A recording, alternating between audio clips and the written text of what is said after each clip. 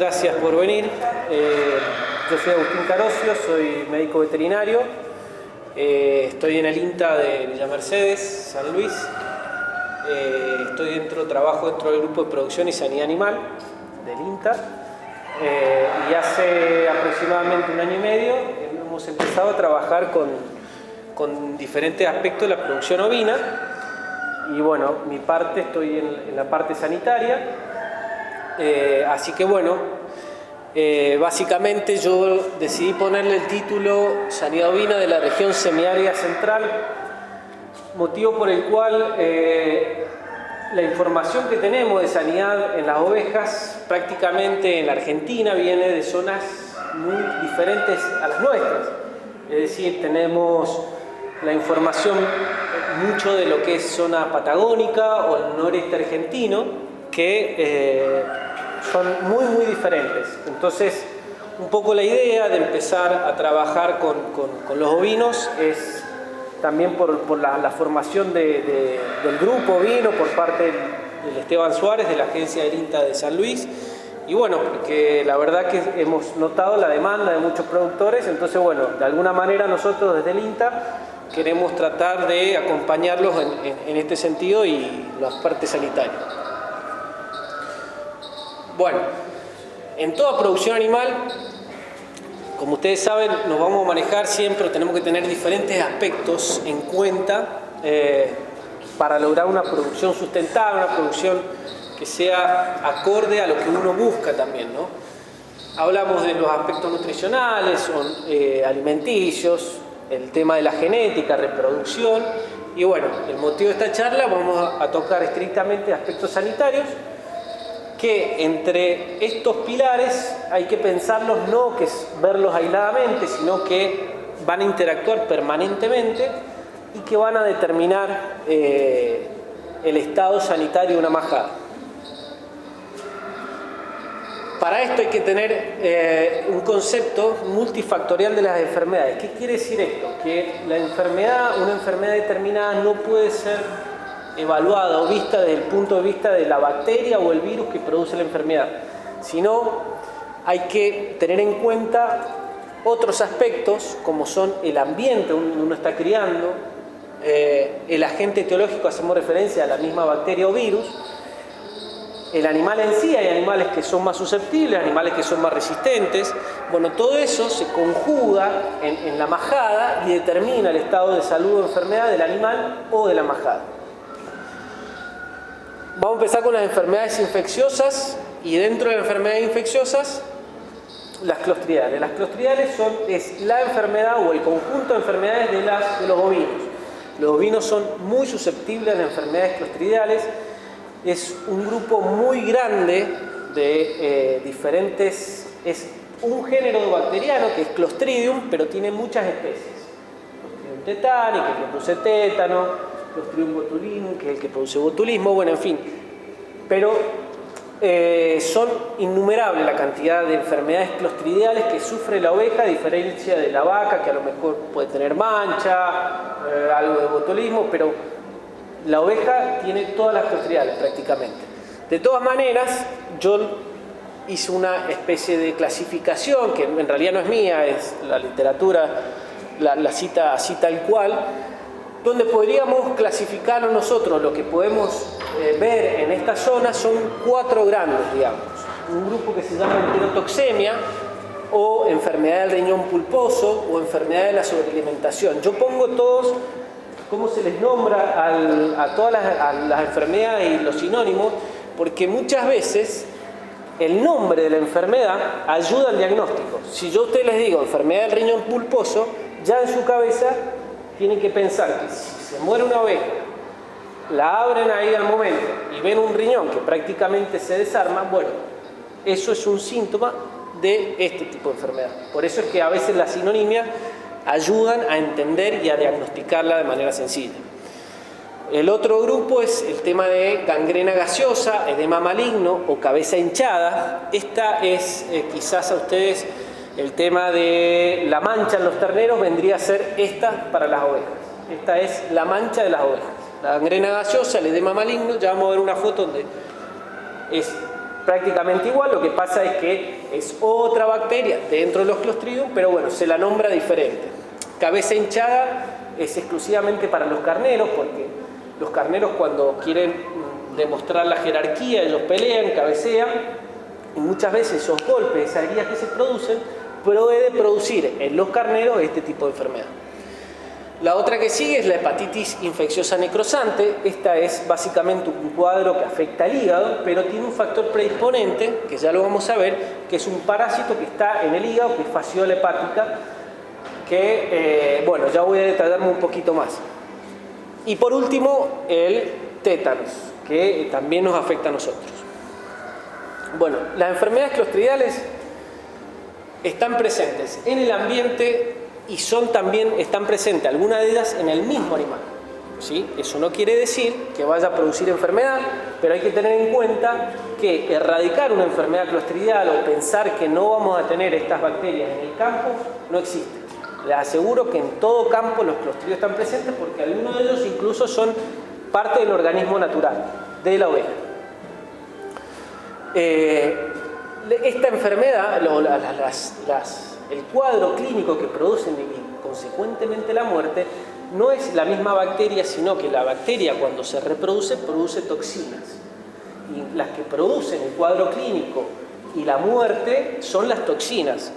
¿Por qué quiero remarcar esto? Porque muchas veces la acción inmediata es la aplicación de un antibiótico.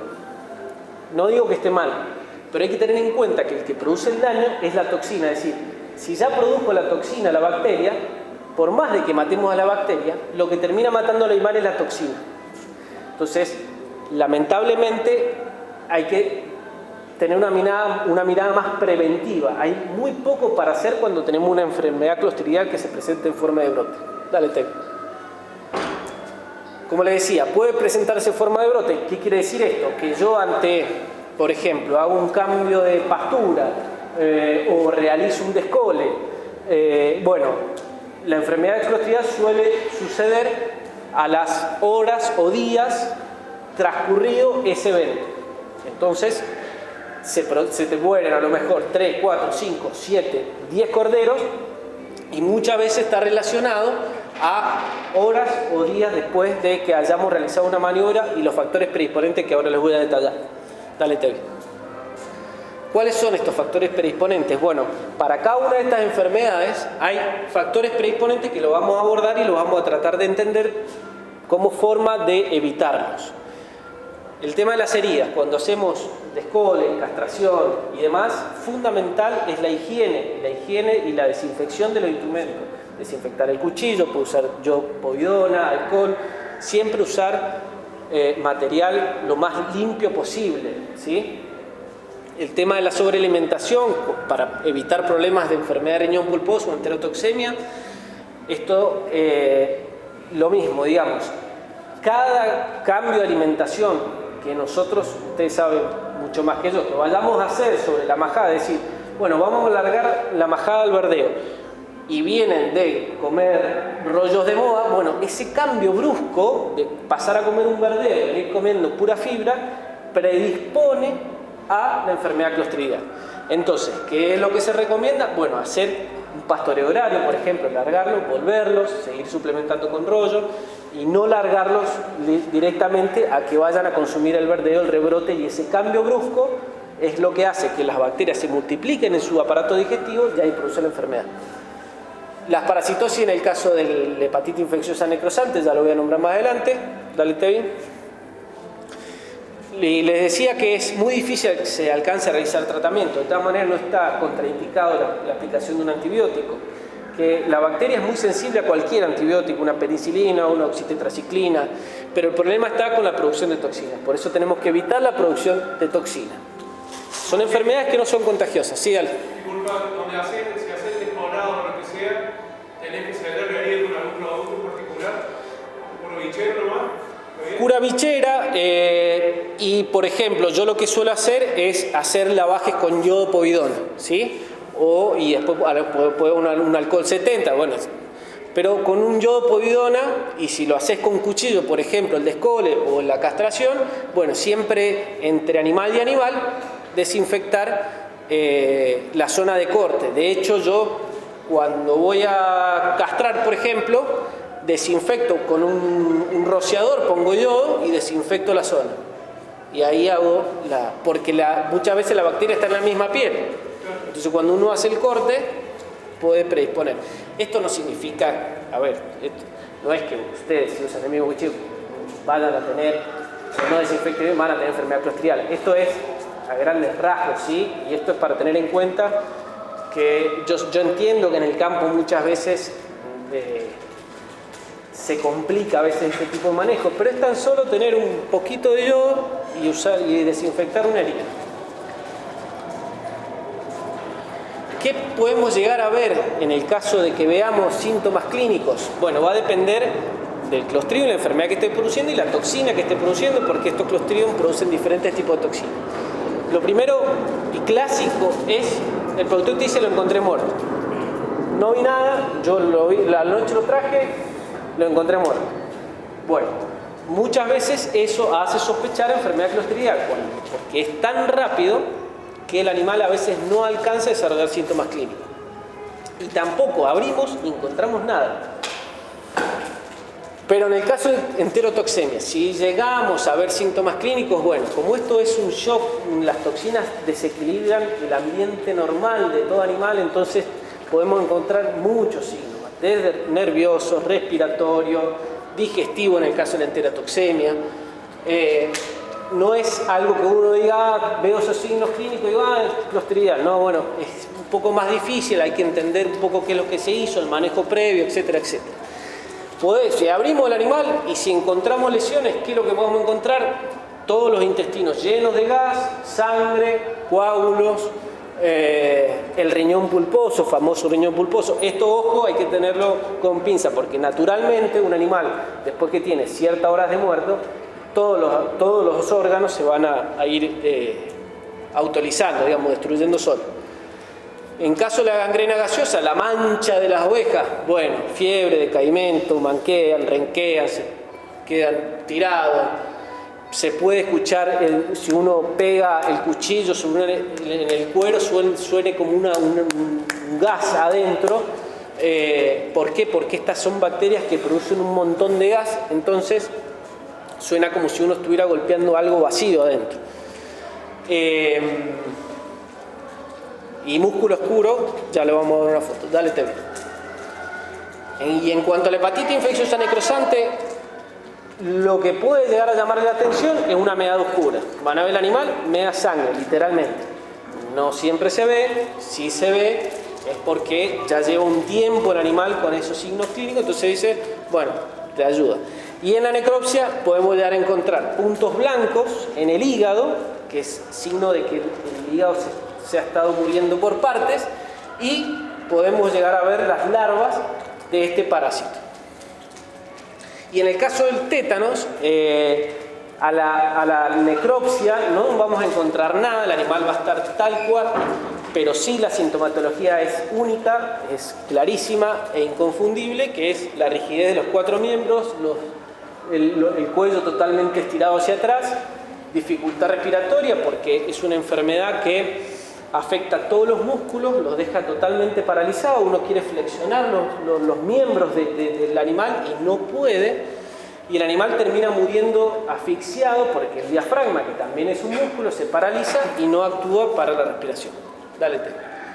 Bueno, no, disculpe la calidad de las fotos, no son, pero bueno. En el caso de las dos fotos de arriba, eso es todo el aparato digestivo, fíjense, eso es gas y contenido hemorrágico y oscuro. Probablemente si yo pincho ahí sale una cantidad de gas impresionante. Esto lo que está acá es un riñón. Prácticamente eso, si uno lo quisiera agarrar, se va a desarmar en la mano. Lo que está acá es los cuadros de la mancha de la oveja, de la gangrena gaseosa. Esto es un músculo donde está negro. Se dice que es de panal de abejas porque al producir gas separa las fibras musculares y entonces se ve como que tiene gas y separa todas las fibras musculares. Dale el tema. Esto es otro caso también de la gangrena gaseosa. Fíjense, esto es La mano es normal, mientras que la pata tiene todo el músculo prácticamente cocinado, ¿sí? Y en este caso había sido tras un descobre o una castración, no recuerdo bien. Este es un hígado de la hepatitis infecciosa necrosante. Fíjense, estos son los puntos de muerte que tiene, necrosis se llama, que tiene el hígado, y si uno quisiera podría cortar acá y tal vez encontremos las larvas de estos parásitos que se ven a simple vista. Dale. Este es el tétano clásico. Fíjense, bueno, no se aprecia muy bien, pero el animal tiene totalmente extendido el cuello, los miembros totalmente estirados y el animal no se puede parar, por supuesto. Este otro caso era un video que había pasado un productor colega, no se puede ver porque la máquina no lo acepta, pero eso, el animal respira, tiene una dificultad respiratoria muy marcada, prácticamente no puede respirar, que se va a terminar ahogando, ¿sí? Y los miembros totalmente estirados. El productor dijo que había castrado y que los había mandado al corral. En el corral habían caballos, el tétano en el caballo es prácticamente hablar de la misma cosa. Está en el intestino del caballo, el tétano, el Clostridium tetani está, entonces, bueno, los mandó al corral con los caballos, bosta de caballo, heridas contaminadas, abiertas, sangrantes, no cicatrizaron bien, tétano. Entonces, la medida que hay que tener en cuenta en la enfermedad clostridial es prevención. Yo, dentro de un plan sanitario de ovejas, la única vacuna que recomiendo es la clostridial. Todos los laboratorios la producen, son de las vacunas más baratas que hay y de las mejores que hay. Teniendo en cuenta los factores predisponentes, evitemos los cambios bruscos de alimentación, hacer una adaptación previa, ya sea que voy a mandar un verdeo o sea que voy a suplementar con grano de maíz, siempre adaptando, porque la salud de una oveja, de una vaca que son rumiantes, es su rumen. El enrumen produce la energía, producen la comida para todo su aparato digestivo, es decir, nosotros tenemos que mantener el estómago del aparato digestivo de la oveja, de la vaca, de los rumiantes, en perfecto estado. Es como si ustedes vienen comiendo todos los días arroz y de un día para el otro, no sé. Bueno, evidentemente van a sentir un cambio. Bueno, el animal es lo mismo. Los cambios bruscos no van. Las heridas, bueno, usemos yodo povidona que viene al 10%, anda muy bien, desinfecta cualquier herida. Si lo hicimos en época de bichera, bueno, tener en cuenta colocar una bichera, ya sea inyectable, pero mantener esas heridas como si nos cortáramos nosotros. No se desinfecta, se pasa. En animal, lo mismo. Sí, dale, Juan.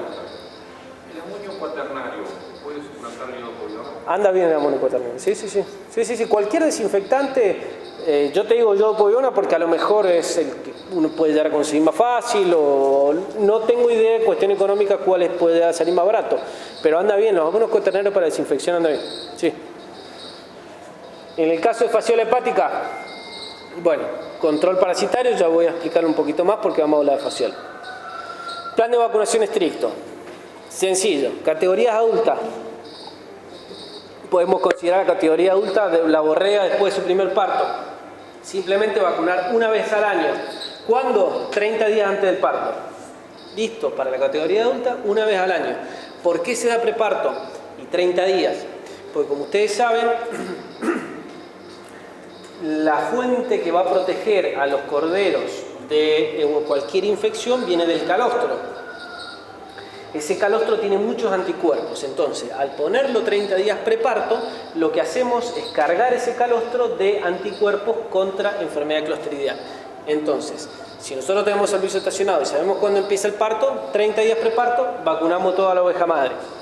Categorías menores, borregas antes de su primer servicio, o antes de su primer servicio, lo recomendado, corderos, corderas, 2 dosis, dispersadas en 20 a 30 días, suficiente. A partir de los 2 meses de vida ya se puede empezar a vacunar a los animales.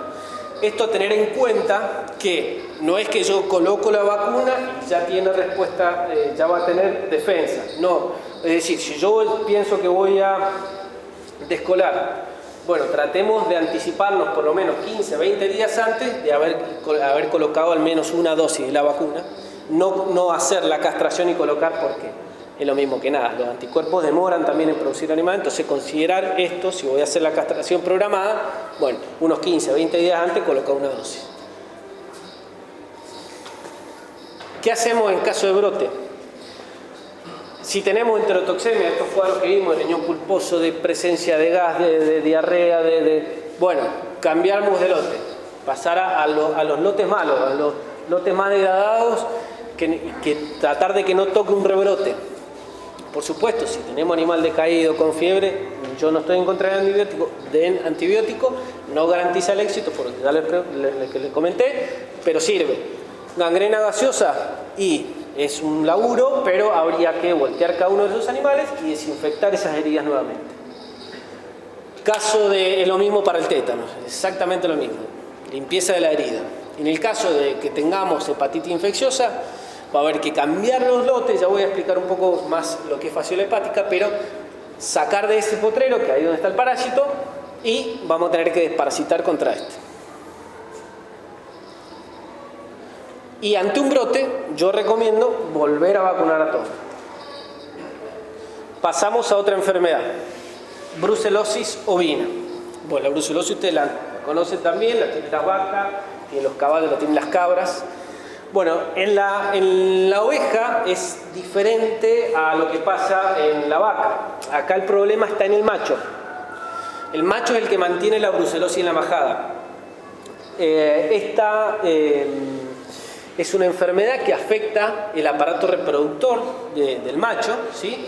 Suele causar, estos son el epididimo, ¿sí? Esto suele causar aumento de la cola del epididimo y aumento de los testículos. Entonces podemos encontrar carneros con un huevo más grande.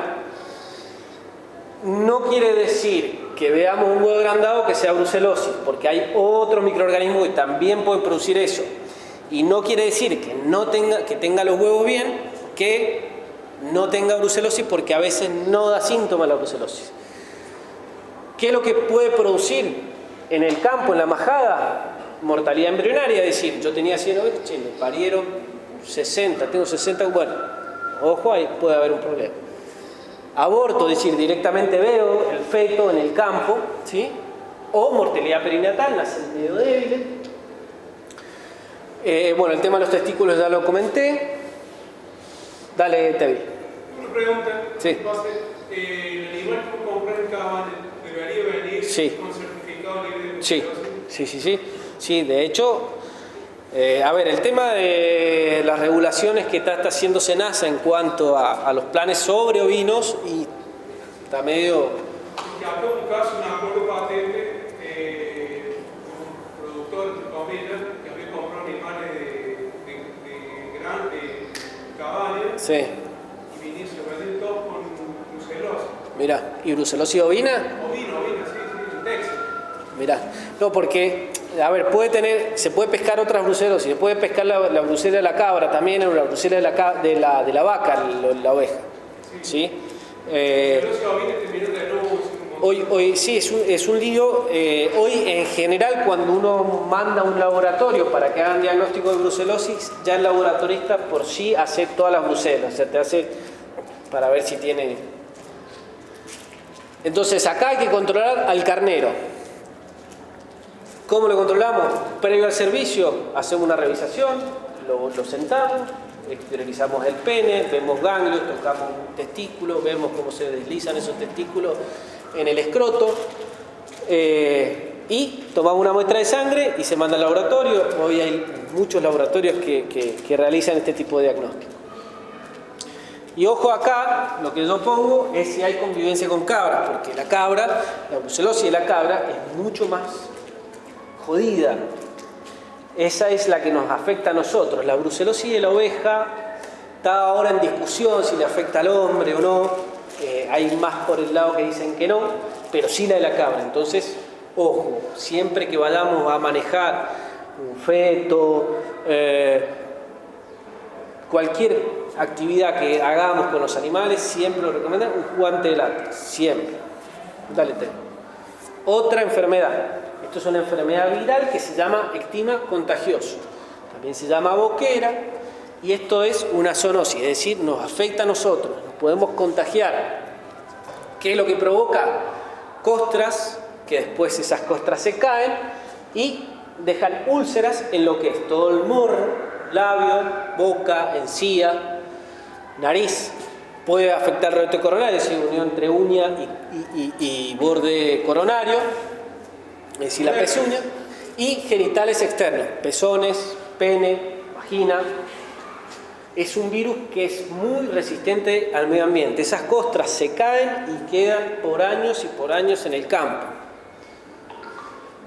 Morbilidad alta, ¿qué quiere decir? Que si yo no he tenido problemas de esta enfermedad en una majada, probablemente, esto no siempre es así, pero probablemente se puede dar un contagio masivo, se van a enfermar muchos, pero no va a matar tanto, no es una enfermedad que mate. Si uno cuida esa herida que se produce, no mata. Esto va a depender a quién lo agarra la enfermedad. Es decir, si me agarra un cordero lactante, la oveja tiene costra en el pezón y encima el cordero tiene costras en la boca, bueno, ese cordero no va a querer mamá porque le duele, esa oveja no se va a querer dejar mamá porque le duele también el pezón. Bueno, eso es una complicación. Y ahí corres un poco más de riesgo de que se te mueran algunos. ¿Qué es lo que te aumenta el riesgo de introducción? Y que esto sí lo hemos visto. Bueno, cualquier intercambio o que traigamos nuevos animales, eso es riesgo, porque en general estas costras a veces son tan diminutas que uno no llega a ver una revisación clínica. Entonces, bueno, este intercambio de animales que se hace o llega al campo y lo hagamos con el resto de la majada. No, lo ideal es que si llega al campo, poner al animal en cuarentena, de que esté 30, 40, 50 días aparte e instauremos nuestro propio plan sanitario con el animal y veamos cómo responde a su nuevo ambiente. ¿Qué hacemos en caso de que tengamos este problema? Apartamos los animales afectados y vamos a tener que cuidar esa herida. Si esa herida se me aparece en el verano, bueno, ojo con la bichera, porque seguramente es la complicación que se te va a venir atrás. ¿Cómo curamos esa herida? Cicatrizante, higiene, espumada. Bueno, hay de todo, ¿no es cierto? Y cuidar las infecciones secundarias. Hay una vacuna, es una vacuna virus vivo. Esto quiere decir que literalmente el virus está vivo. Y recuerden que nos podemos afectar nosotros. Entonces, cuando hacemos la vacunación de esto, hay que siempre usar guantes. ¿Qué iba a comentar con esto? Al ser un virus vivo, solamente se recomienda poner la vacuna en la majada cuando hemos tenido casos en la majada. Si no tenemos problema de esta enfermedad, no se vacuna. ¿Uno de los integrantes del grupo tuvo problemas? Sí, varios. Los chicos Matías Rodríguez y Eugenio, yo les comento ese caso. Ellos venían muy bien, una majada pampinta. No quiero echarle la culpa al esquilador y sepan entender que esto no es un problema pero el esquilador venía haciendo los trabajos de esquila en diferentes partes, en diferentes majadas, y ante la esquila siempre se producen heridas, se te va la tijera. Bueno, ese virus es muy resistente y se lleva en la ropa, se lleva en el material y demás. Se había esquilado en diciembre, en enero me da, che, ¿qué es esto? Bueno, de los 100 animales, para decir un número redondo, 96 se enfermaron. Desastre. No se les murió ninguno. ¿Pero por qué? Porque ellos estuvieron todos los días cuidando heridas y curando las heridas. Inclusive uno de ellos se murió. Incluso el Euge también tú, mira, ahora voy a poner algunas fotos, no son del Euge. Bueno, estas son las lesiones, que lástima que no se vean tan bien, pero estas son las típicas lesiones. Esto es un pezón, estos son costras, ¿sí? Genera esas costras. Acá están en los labios, acá está entre la encía y el diente. Este el cordero también de acá arriba, también. Dale, Euge. Este es el caso de los chicos. Esto es una borrega, fíjense. ¿Cómo puedes comer esa borrega? Imposible. Dale, Tevi. Bueno, esta es una colega que estaba trabajando con la majada.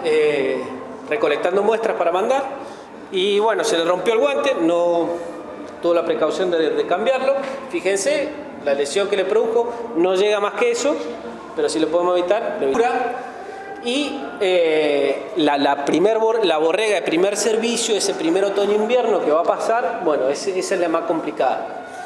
Los corderos se van a infectar, o sea, se van a consumir los parásitos cuando están al pie de la madre. A partir del destete pegan el salto y su primer otoño-invierno es el más riesgoso.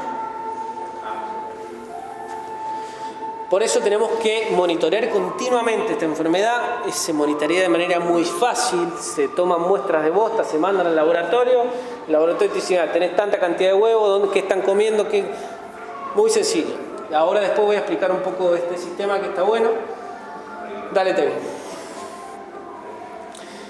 Y lo que tiene las parasitosis es que muchas veces pensamos que no tenemos porque que produzcan signos clínicos a veces es medio difícil.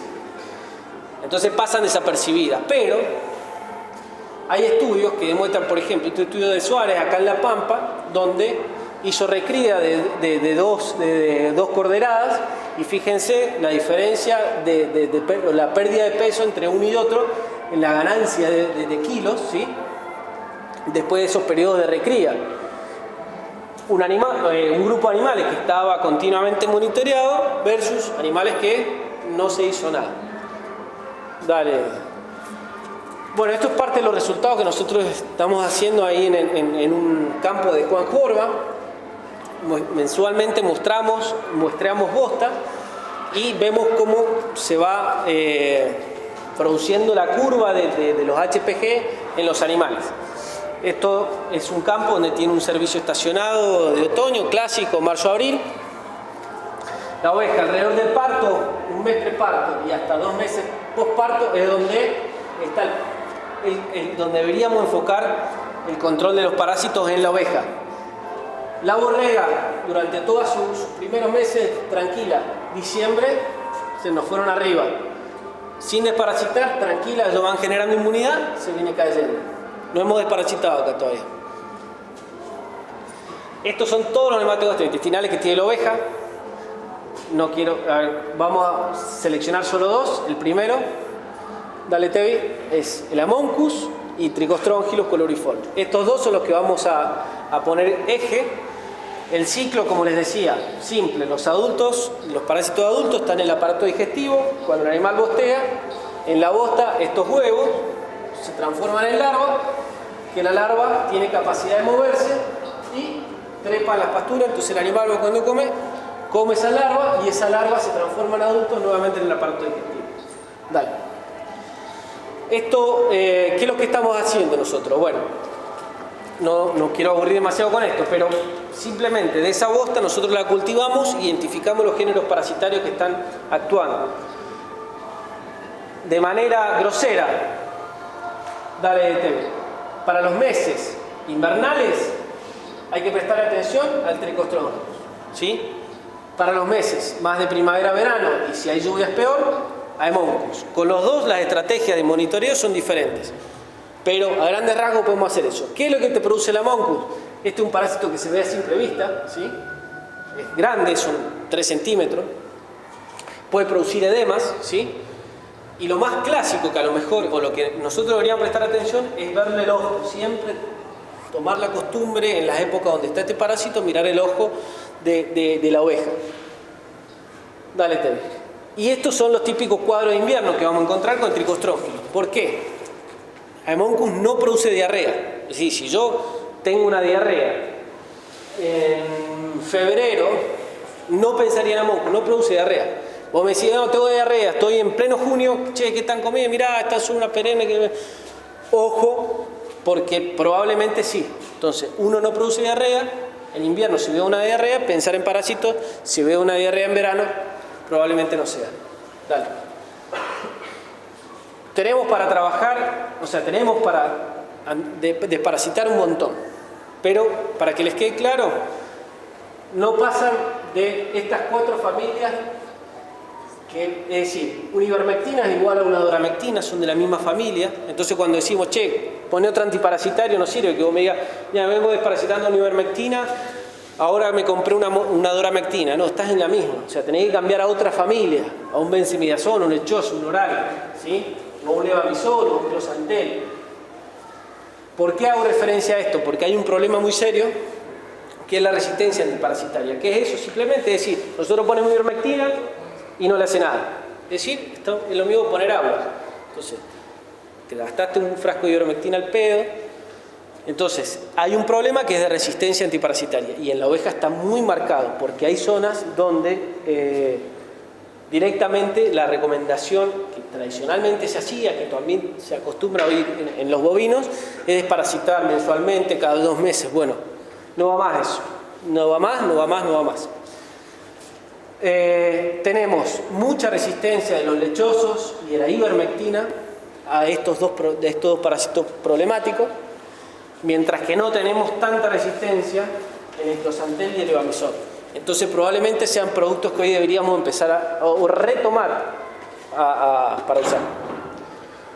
¿Qué podemos hacer ante la enfermedad parasitaria y evitar que entremos en un problema de resistencia? Dale, Tevi.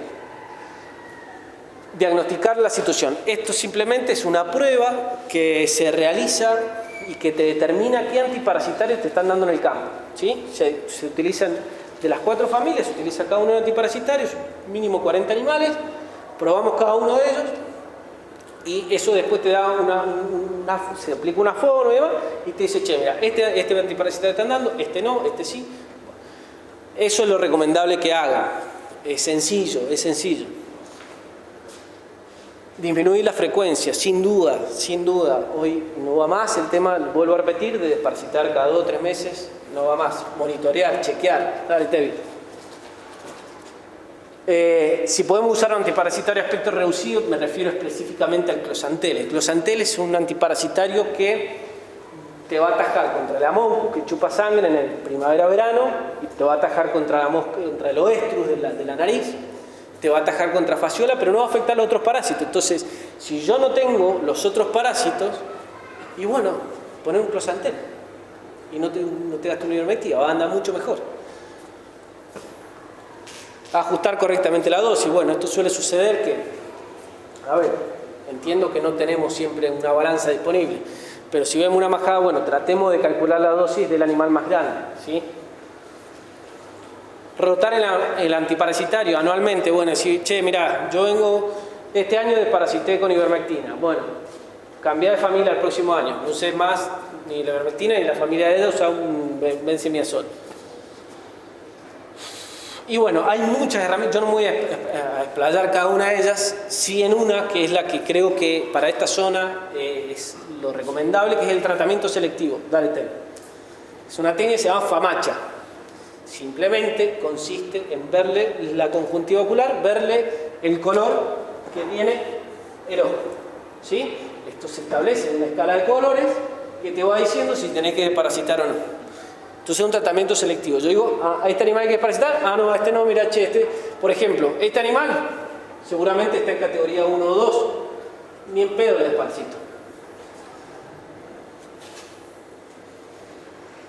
Y este, sí, tranquilamente lo desparasito. Punto 3, se decide, algunos lo consideran como que hay que desparasitar, otros no, eso depende, digamos, pero yo creo que esto es lo que quiero que vean, que simplemente estando en el campo, sin mandar ninguna muestra al laboratorio, tengo una majada de 100 animales, sé que tengo problema de monco, estoy en octubre, noviembre, llovió, estoy en una pastura perenne. Bueno, agarro 10 animales, antes de largarlo veo cómo está la conjuntiva del ojo de esos 10. Eso ya te va a dar un pantallazo de cómo está el resto. Y si tengo que hacer de esos 10, che, tengo 9 que tuve que desparasitar, y bueno, probablemente lo mejor sería agarrar uno por uno y desparasitar realmente al que le tenga que desparasitar. Fasciola hepática es el que ya venimos nombrando, este afecta el hígado, sí, tiene muchos nombres, es una zoonosis, nosotros también la podemos pescar. Está en el hígado, ¿sí? De muchas especies, la vaca, la oveja, la cabra. Y lo fundamental acá hay que tener en cuenta es que requiere un caracol para hacer el ciclo. El caracol no está en todos lados, es un caracol, no es el típico caracol que nosotros vemos alrededor de las casas y demás. Si no es un caracol muy chiquitito, tiene unos hábitos medio raros, entonces no es fácil de encontrarlo.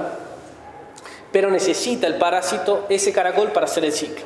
Ese caracol, ¿dónde está? Y al lado de los arroyos, en algunas lagunas. Entonces, no todos los campos van a tener este problema. Nosotros lo hemos visto más que nada para el lado de las sierras. Como ya les dije, predispone enfermedades clostridiales. Es decir, que si yo tengo este parásito hay que combatirlo, puedo tener un problema de enfermedad clostridial. Dale, Tevi. Los signos clínicos muy diversos, no son específicos, también produce edema. El ovino se te puede morir directamente sin ver ningún signo clínico porque se pescó gran cantidad de fasciola, es muy susceptible a la fasciola.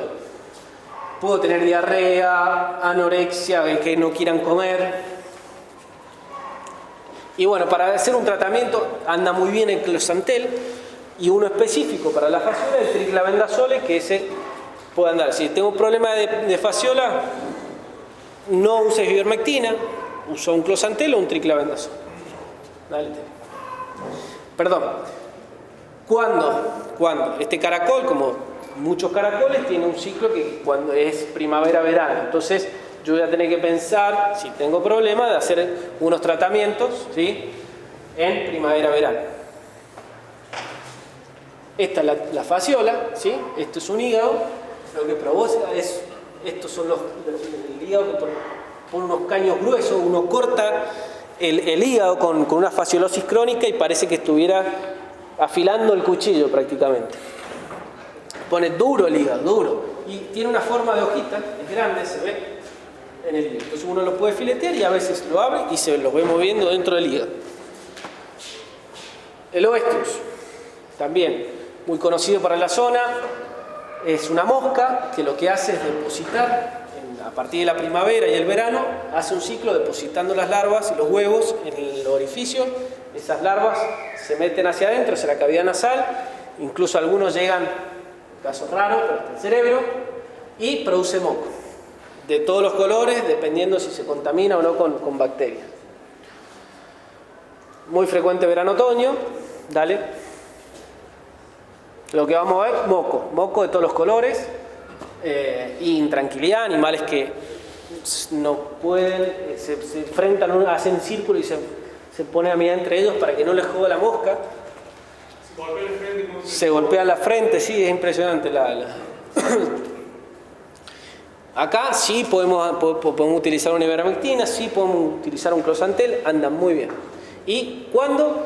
Lo recomendable sería en invierno, las larvas van a quedar acá. Entonces si yo hago en otoño, yo estoy saliendo al otoño, ya no está jodiendo tanto la mosca, yo sé que si aplico ahí para oestrus, probablemente esté cubierto todo el invierno.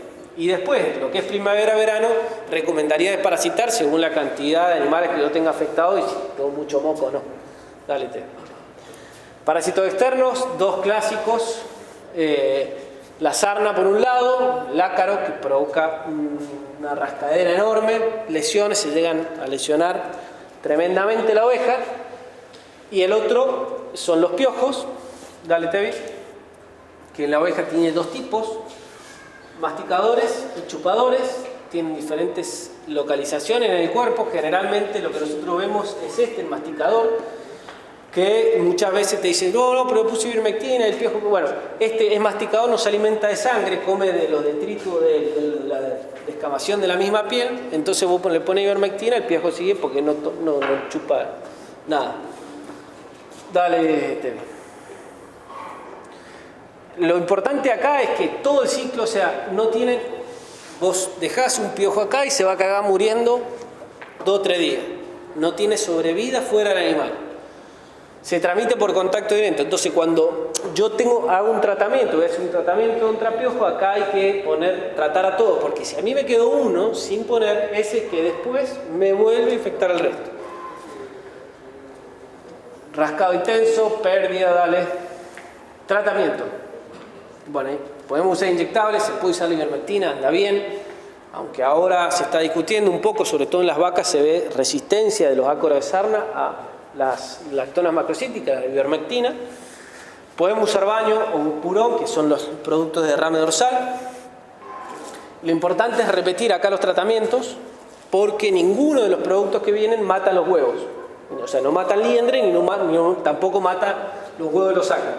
Entonces, vos tenés que volver a tratar, porque 7 días en el caso de sarna, 14 días en el caso de piojos, porque ningún producto mata los huevos. Entonces esos huevos, cuando vuelven a aparecer, a lo mejor el producto ya no está más en el animal. Dale.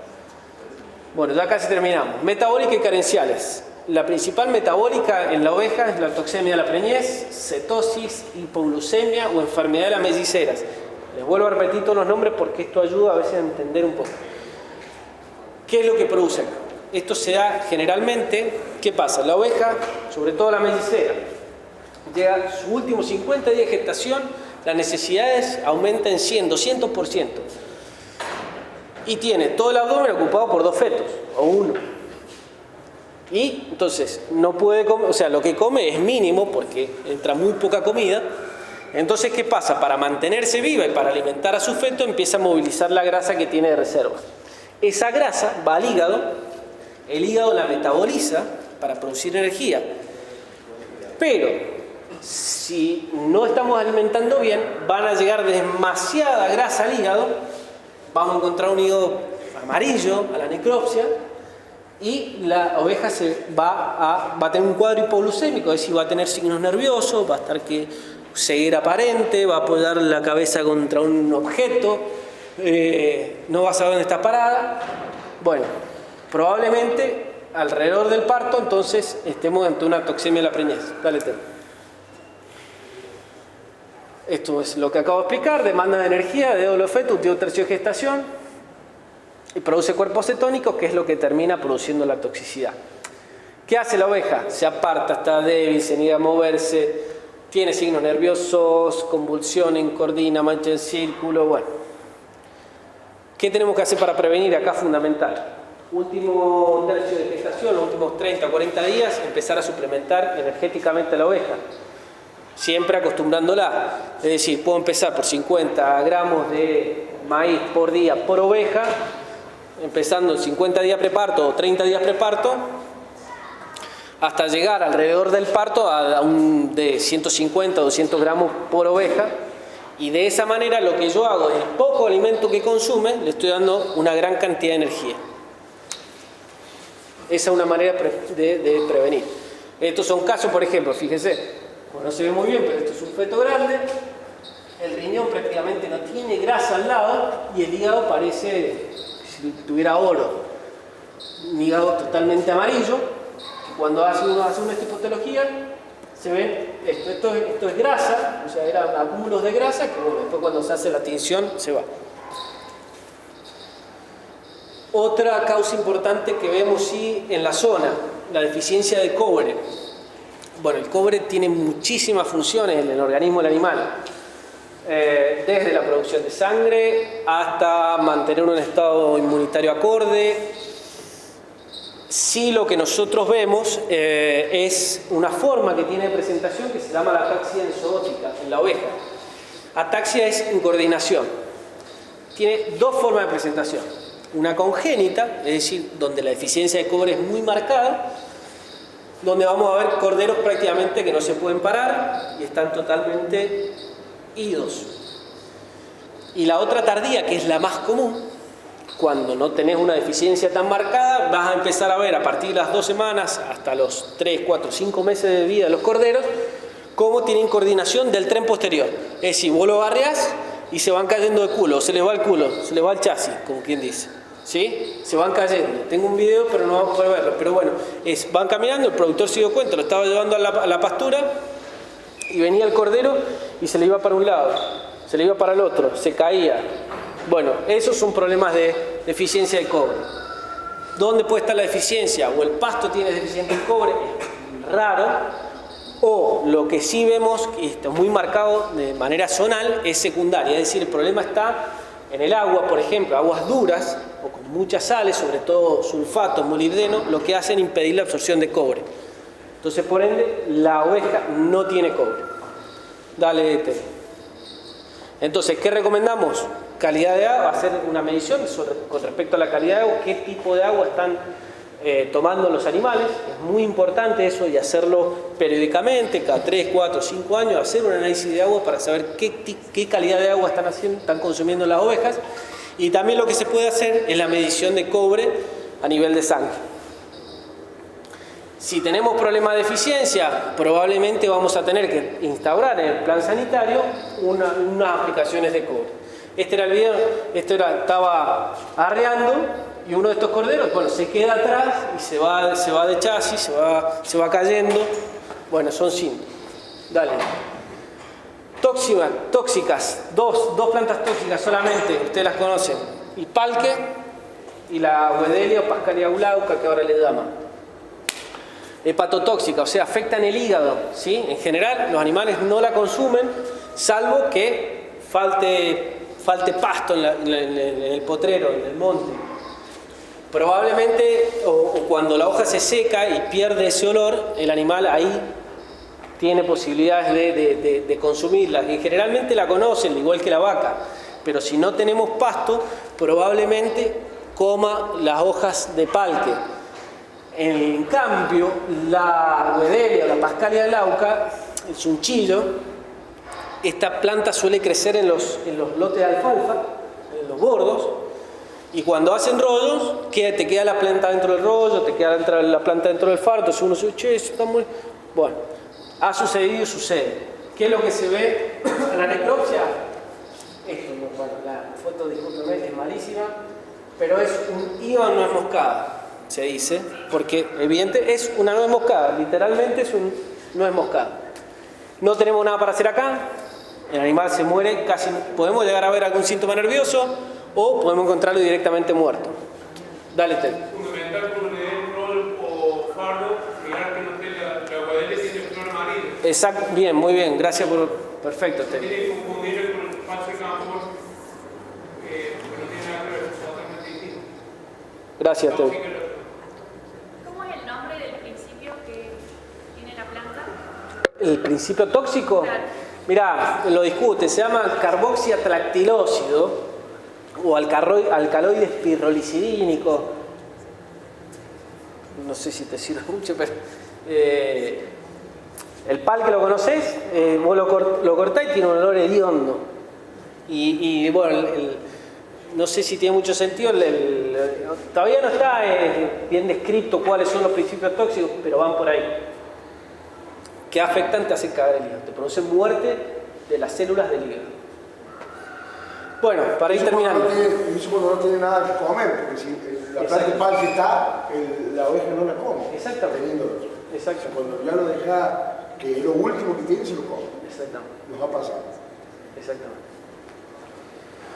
Bueno, la idea de esto no es traer una receta y decirle, bueno, tienen que hacer esto. Sin embargo, yo voy a poner un plan sanitario básico, sino es que es importante que analizar cada uno qué manejo hace en su campo, digamos. Entonces, no hay receta de planes sanitarios, cada plan sanitario se debe ajustar al manejo que hagan ustedes.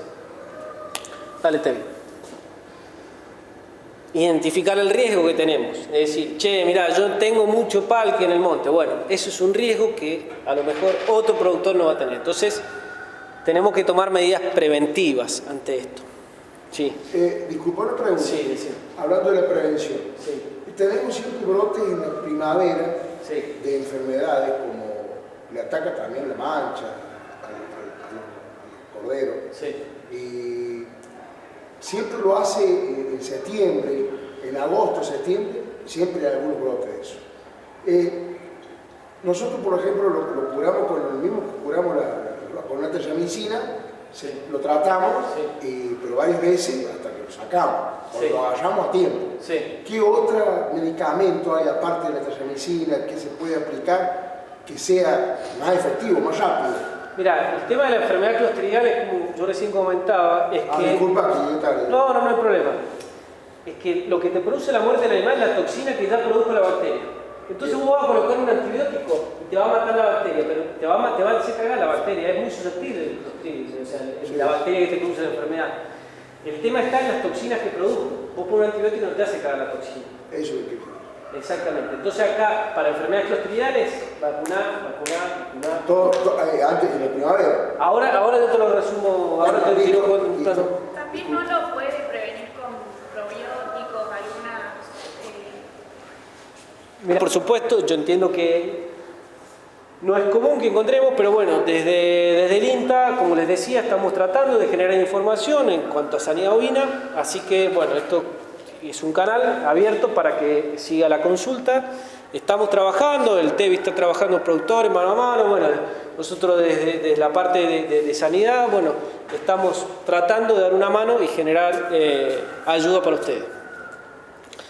Bueno, no, la aplicación de un medicamento en particular no te va a solucionar, hay que acompañar con medida de manejo. Tenemos problemas de una enfermedad como por ejemplo enterotoxemia, bueno, cambiamos de potrero, aislamos enfermos, vemos un animal que...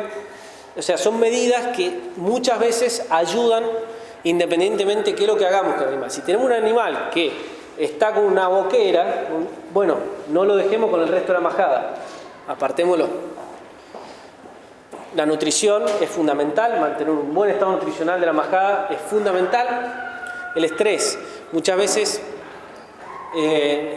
no se tiene en cuenta que un animal estresado se enferma más. Entonces el bienestar animal es fundamental en todo manejo de la majada. Si tenemos animales que tienen ya viene todos los años, bueno, tratemos de descartarlo, sacarlo. Y lo otro importante que me parece es hacer siempre una cuarentena cuando traemos animales nuevos o cuando intercambiamos un carnero, bueno, mantengámoslo aislado, a ver cómo se acomoda, pongamos nuestro plan sanitario también con el carnero o con los animales nuevos y después de unos días, un mes, 2 meses, ahí le incorporamos la majada. Entonces, volviendo al principio, no porque voy a editar otra vez, pero se dan cuenta que hablar de enfermedades por sí solo no tiene mucho sentido, sino hay que tener en cuenta los factores predisponentes, el ambiente y cómo yo hago este manejo en los animales, que en definitiva es lo que te va a determinar. Una más. Bueno, plan sanitario básico con servicio estacionado otoño. Previo al servicio, ¿qué hacemos? Revisamos los adultos, a los machos, boqueamos, sangramos, hacemos un examen andrológico, vemos cómo están los testículos, hacemos un sangrado para la brucelosis ovina. Podemos hacer un control de oestro, probablemente sí, febrero o marzo. Desparasitar no sería el momento. Tal vez sí desparasitaría solo borregas en marzo, ¿sí? El servicio, luego el servicio y antes de la aparición, acá lo que me preguntaba usted. 30 días antes lo recomendable es vacunar a la oveja madre que va a parir una dosis de Clostridial. No tiene problema de aborto, nada. No tiene ningún problema. Una dosis, 30 días preparto. Usted sabe, a mí la oveja me va a pasar a parir el 15 de agosto. Bueno, listo. El 15 de julio, aproximadamente, pongo una dosis a la categoría adulta, ¿sí?